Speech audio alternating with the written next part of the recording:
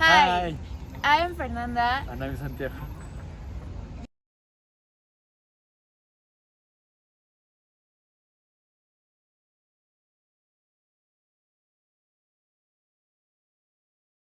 Talking about social network, we are shifting our consciousness from the physical plane to the separate reality of cyberspace. You shift your energy from this world to that, and you can actually end up being in two places at once.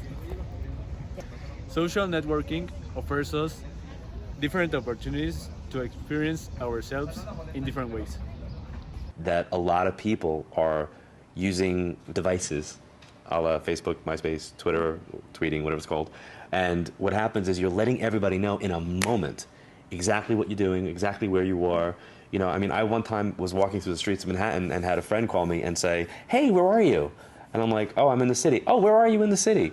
I'm like, "Oh, I'm at this place." And she's like, "Oh, okay." And next thing I know is like, I get a phone call later on that I was put on some type of like, site where it's like, John Edward was spotted walking on 57th Street. That's a little bit of infringement on privacy. It's just a teeny bit.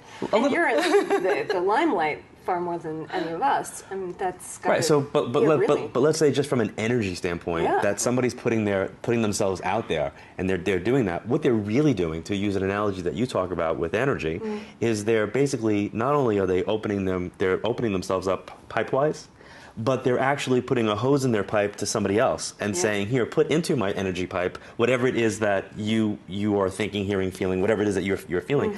Now you're opening them much more vulnerable. The first level of reality of Plato contains the forms. Reality is completely impervious to time itself and will never change. This level of reality cannot be perceived by the senses, only through thinking philosophical and obtaining knowledge through more than just the perceived world.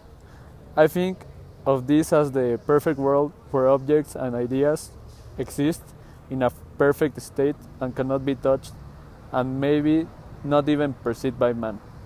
Plato also believed that gaining knowledge of these forms was the real objective for philosophers.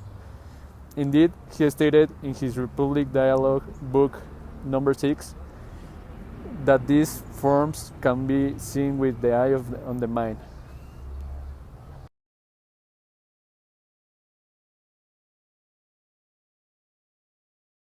The second level is our perceived world as we live in it today.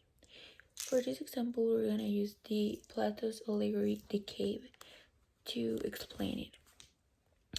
In the cave, as you can see here, the man behind is showing a different reality to the prisoner, and the prisoner realizes that that is the real world and it's not. We just post the things we want people to know about ourselves. We try to make people think that we have the best life, even though we aren't. You're dealing with an addicted generation. This is a big time bomb ticking. These kids who commit suicide, you go look at their Instagrams, you would have no clue. Mr. Zuckerberg, would you be comfortable sharing with us the name of the hotel you stayed in last night?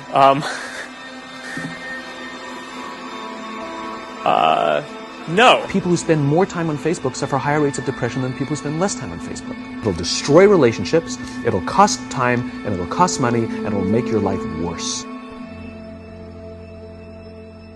To be human means that you are persuadable in every single moment. It doesn't matter what language you speak, it doesn't matter how intelligent you are. It's not about what someone knows, it's about how your mind actually works. We now know that many of the major social media companies hire individuals called attention engineers who borrow principles from Las Vegas casino gambling, among other places, to try to make these products as addictive as possible. We are all vulnerable to social approval. We really care what other people think of us. When you upload a new photo of yourself on Facebook, that's a moment where our mind is very vulnerable to knowing what other people think of my new profile photo. And so when we get new likes on our profile photo, Facebook, knowing this, could actually message me and say, "Oh, you have new likes on your profile photo." It knows that we'll be vulnerable to that moment because we all really care about when we're tagged in a photo or when we have a new profile photo. I mean, I think we can all feel it. And it's as if we've been infected. It's if they've drilled a hole in the back of our head and now they've injected the virus and now Furthermore, the practical world that we live in will never be perfect, and the only way to perceive perfection is to grasp the other reality of the forms.